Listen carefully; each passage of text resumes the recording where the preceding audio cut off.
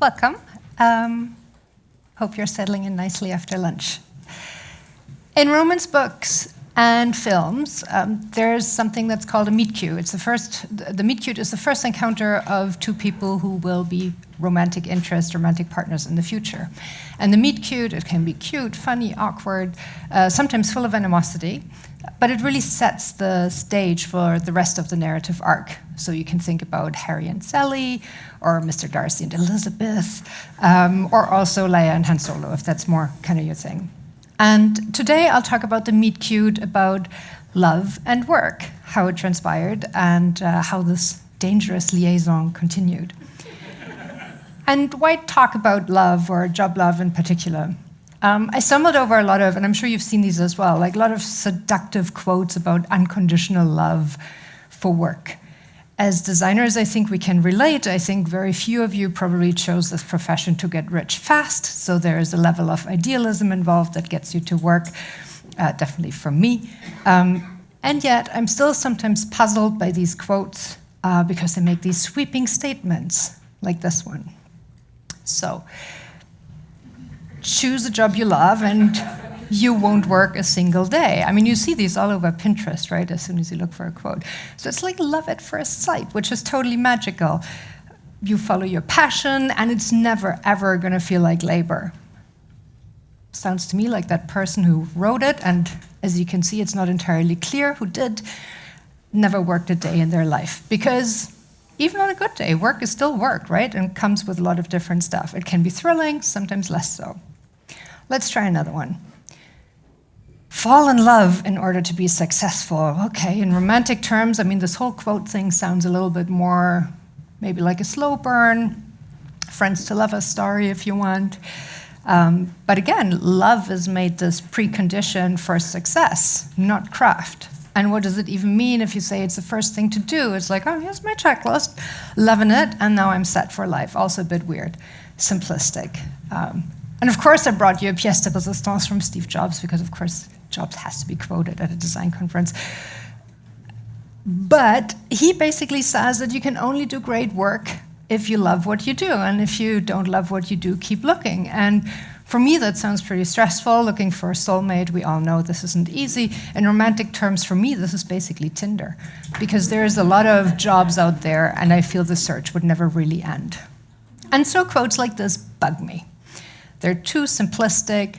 I also feel they offer this very privileged idea of a world where jobs are plentiful and purpose is just there for the grasping for everyone.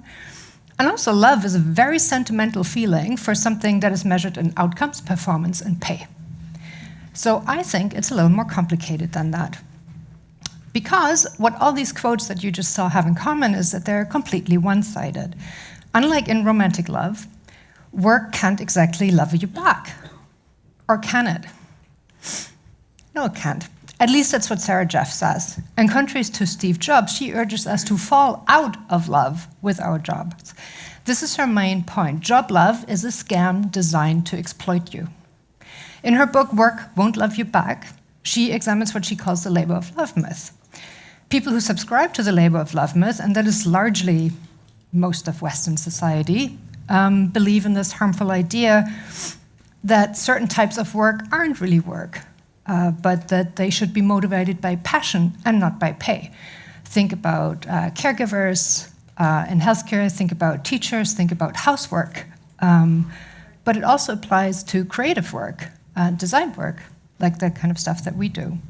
And isn't it true that our self-image as designers is really built on this idea of passion and idealism driving us? So Jeff's quote created a little bit of an aha moment for me. It felt like permission to maybe question this conventional wisdom that our jobs define us, and that love is a prerequisite for a career worth having. So I embarked on a little research journey. By the way, oh God, the screen is bouncing, and the thing on the screen is bouncing. I'm sorry, that's a lot.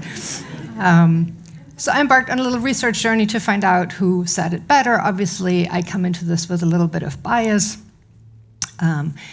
You can try to make up your own mind. I'll share a reading list at the end, which is probably also a biased reading list, so I don't know how much of your own mind that is, but there's reading stuff. I wanted to better understand how I relate to the jobs that I do and love, and how design as a profession does. And this talk is an exploration of sort of the two extremes. On the one side, this idea that job love, like it's very coveted, and contemporary Western society is very hung up on this premise that jobs will imbue our lives with passion and purpose. So much passion, in fact, that we, don't drop our pens at 5 p.m., but just keep working because it's so exciting. And we invest a lot of time and energy, education, money, in the quest for finding that perfectly lovable job. And then this other extreme is that this idea of finding purpose at work is considered just a construct, just an idea that humans made up at some point. And a harmful one at that, because it drives exploitation, namely when you don't drop your pen at 5 p.m. and don't get paid for working longer. So this impacts what it means for us to love design and work as a designer. And the pandemic and other global crises in the past years, there's a few more seats here in the front. Come to the front, thank you. And so there are a few cracks that the crises revealed also to our shiny, fancy, tacky jobs and design jobs.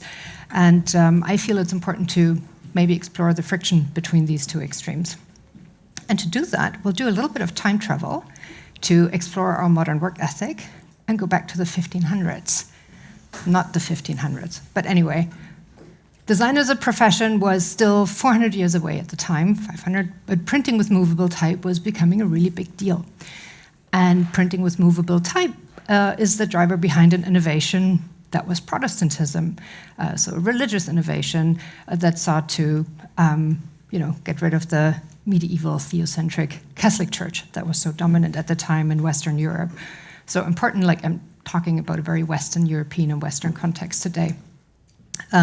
Simply put, Martin Luther, he resented that the Catholic Church sort of styled itself as God's interpreter on earth, didn't think that was a great idea, and they also didn't like that the Catholic Church made a lot of profit from it.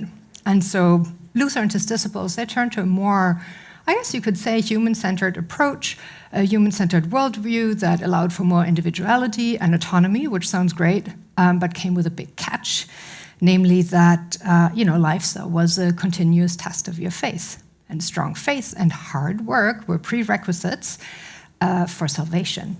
Only when you look at Calvinist and other Luther disciple or someone who lived at the same time, he came up with the doctrine of predestination, and was like, well, you have to work hard all your life, but you will never know if you're saved. Only God knows. Nobody knows. You'll just continue working. And you will never know if you've done enough, which created a very deep insecurity in believers and an obsession with their performance, which doesn't sound so unfamiliar.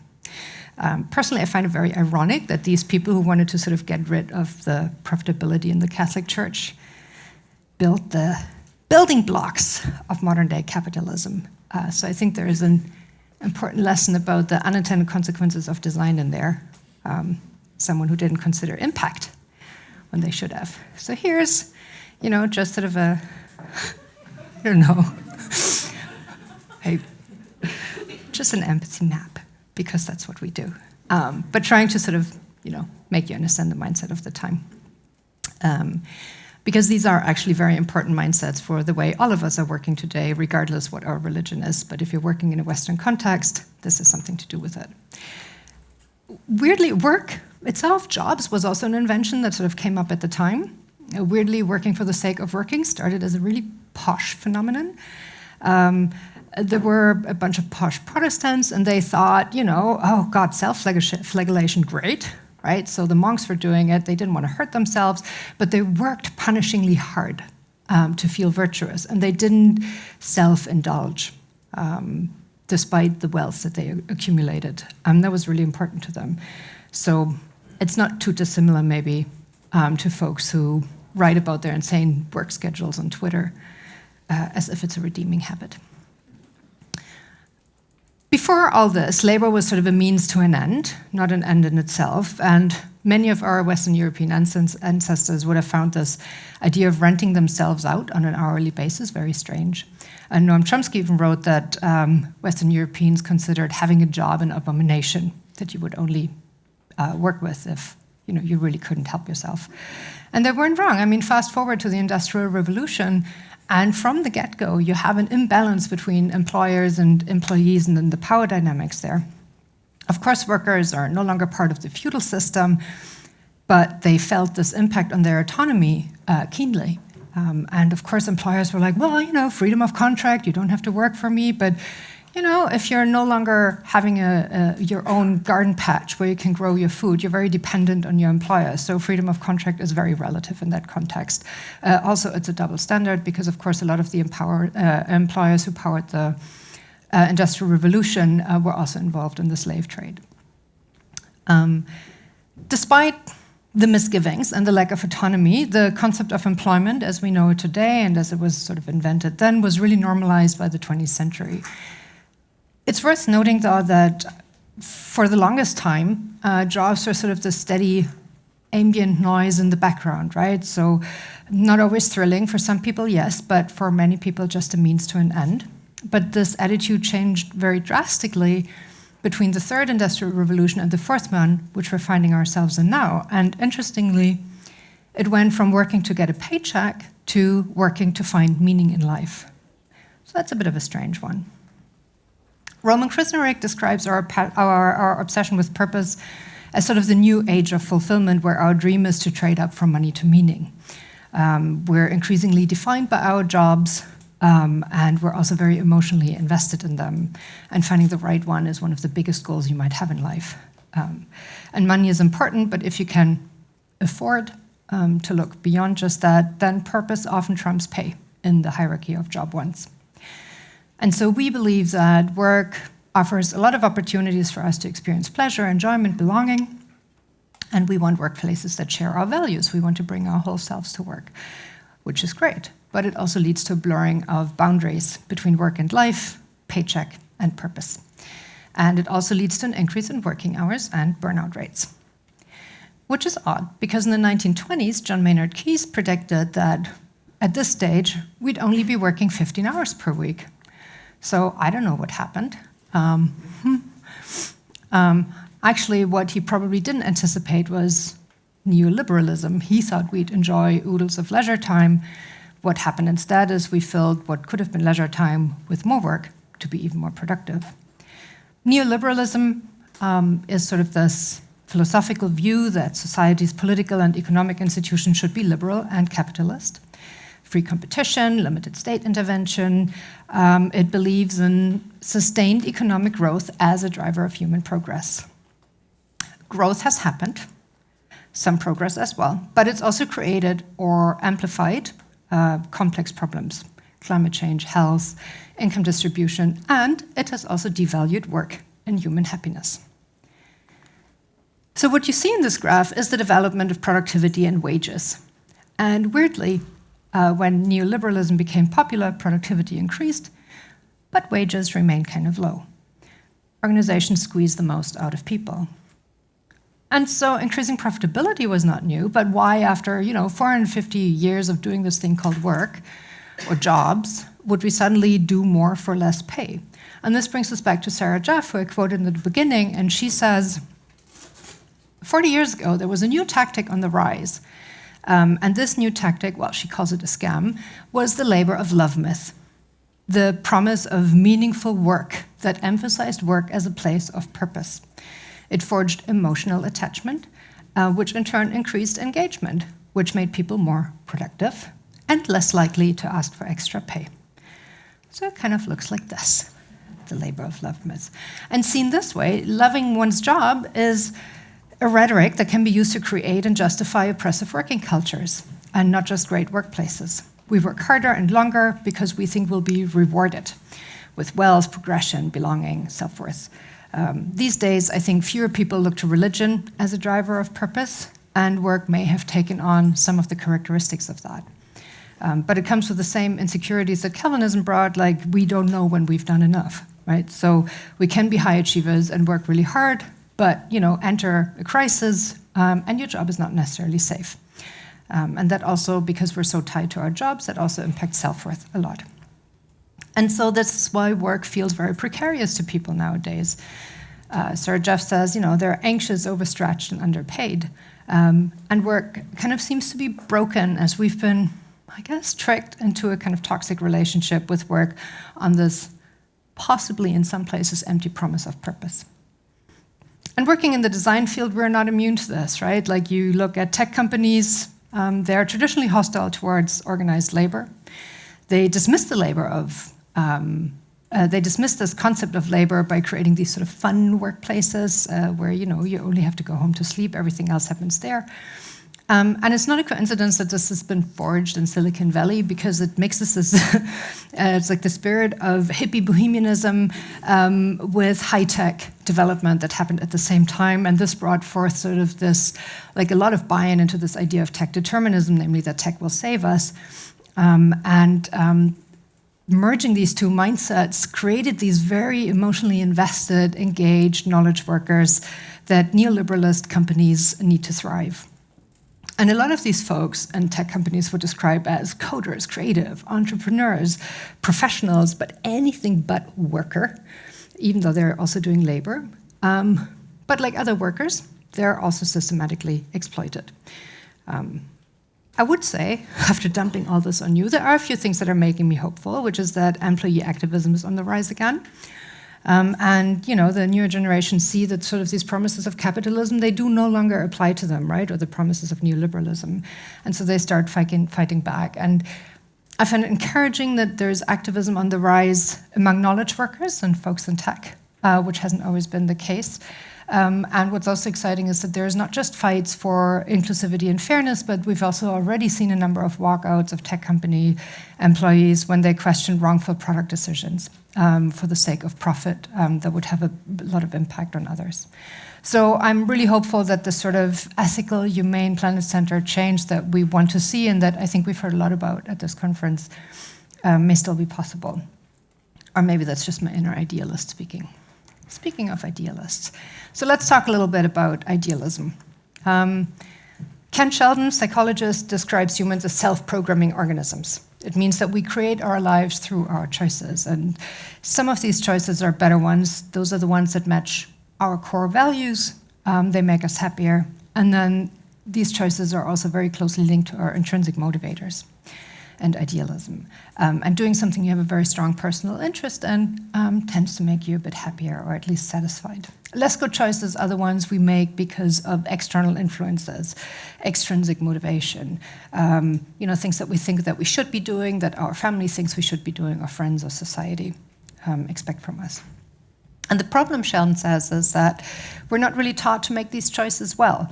Intrinsic motivation relies on really reading very subtle signals from your unconscious mind, and it is very fragile.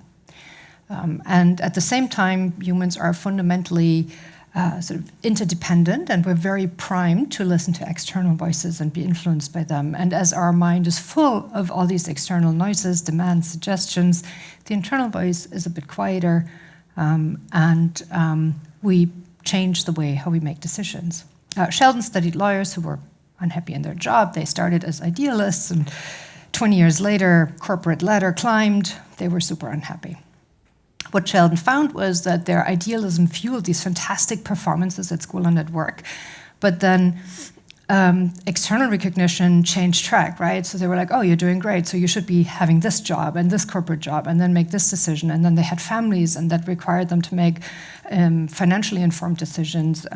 And so their internal compass got recalibrated, and more choices were made on all these external factors. The intrinsic motivation became less, and this had a real impact on their well-being. You might have heard about the burnout epidemic, and this is what happened to a lot of these lawyers. It's also what Jonathan Malesic writes about in this article, where he says, your work is not your God. He suggests that so many of us are at the end of our rope because we allow work to be the thing that gives our life most meaning. Workers in previous centuries labored to the point of absolute physical exhaustion, but Malesic suggests that they didn't burn out mentally because work wasn't their road to self-actualization. Today, a lot of purpose and self-worth is tied up in our professional lives. And at the same time, for knowledge workers, but also other workers, it gets more emotionally intense, intellectually complex, financially precarious, and things are in constant flux. which is why we struggle to hear the inner voice and we struggle to the point of burnout. And there is a quantifiable link between how much our careers fit our intrinsic motivators, and I guess this is somewhat hopeful. So it's a study, I think, about medical personnel. Researchers had a hypothesis that, if work lacks meaning, people burn out, but they were wondering, is there a threshold? Like how much work has to be meaningful in order not to burn out? Factors that led to it was, lack of autonomy, less time with patients, too much admin, too many things competing for time. I'm sure these are all things you're also familiar with from your work. What they found was that the burnout rate was lowest if 20% or more of the physician's time was spent doing something that they personally found meaningful, which I thought was interesting because much more than 20% didn't seem to have a huge impact on the results. So doing something meaningful for 1.5 hours a day or a day a week, I think that's a much more manageable expectation than the kind of expectations that these quotes set up in the beginning that say, love your job and you're sad. No, just gotta love a little bit of it and I'll be good.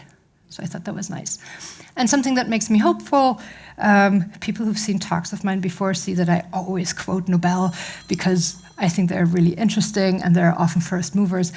Anyhow, this is their career website of the Nobel Collective, and you'll see that they will point out that, yeah, sure, they're offering a meaningful job, but they're also making it very clear that nobody expects you to find all your purpose at work, right? Like, we know that you have a life beyond that. We want you to have a life beyond that.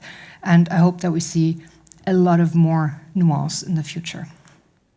So what does design have to do with this? So, looking at the creative and tech industries, definitely have our own issues. Crunch time, hustling culture. I mean, these are all terms that we're all very familiar with, and there are euphemisms for brutal work schedules that are often not seeing extra pay on tight deadlines. They're touted as these indicators of ambition and purpose and being driven, but they're also systematic exploitation practices. And they feed off two opposing forces. One is very high intrinsic engagement. If you work together, you have this sense of community around a shared goal. You're, hustling to get it done, but you're also having this constant anxiety and stress because these jobs are precarious. If you're working in tech at the moment and you've seen the layoff rates, like, you worry about your job, but as we've heard before, you don't know when you've done enough, so it's precarious. And people are stuck in this vicious circle. If you work a lot, value is only derived from work. And without leisure, finding meaning outside of work is hard. So how do you find something outside of work that means something to you? So people go through from high to lows really, really quickly. Jeff was quoting this one organizer in the gaming industry, and he said, the distance between, now my job's all right, and fuck this job, I'm going to quit, is like so close. Like, just pogo sticking back and forth all the time. And then when you say it's bad, then you get victim blamed for not being efficient or engaged enough. And so our industry disappoints in other ways. While there was a TikTok video by Jung So Ahn about finding purpose in UX, maybe you've seen it, it's amazing, find it. But basically she poked fun at her youthful enthusiasm that led her to think that designing buttons was the answer to why she was alive. It didn't take her long to find out that that wasn't the case, and she was super frustrated and made this video. But of course she's not the first idealist who sort of, looks for purpose and then gets caught up in the trappings of the modern economy. 10, 12 years earlier, there was a Facebook engineer who voiced something similar. He was really disillusioned with the promise of tech and said, all the great minds of my age are trying to, figure out how to make people click ads. And that sucks. So you see that there's a huge gap between what the industry delivers and the intrinsic motivation that brought people to taking these jobs. There's another myth in the creative industry which isn't helpful, which is that of the magical creative. So I try to sort of merge the two. Mike Montero points towards it. We heard a little bit of him yesterday. The mythical creative myth, it sort of lumps artists and craftspeople together are sort of naturally gifted and inspired and so driven by their art that they continue when they're starving, which of course, it's nice to be so driven. It's just that working in a professional design environment, it doesn't really work like that, right? Designers do a lot of stuff that doesn't fit the creative cliche, strategy, tactics, facilitation, processes, lots of stuff, and they deal with the same amount of sort of soul-destroying admin and emails as everyone else. So they don't work as individual artists for their own sake, but they work as part of collaborative teams. So this reduction to a mythical creative in a professional context is really not helpful at all. It sets wrong expectations, also wrong expectations of selves in designers, and of course opens the door to exploitation. And so Montero's advice is, don't trust people who tell you that design is your passion. It is a job that deserves fair compensation. Or in his own words, when someone tells you that design is your passion, they are about to fuck you. Design is your job. Jobs are labor. Labor gets paid. So maybe. And I will say that the design community displays this impressive range of thinking and doing, and a lot of it happens because we are intrinsically motivated to create things of beauty, help people, make the world a better place.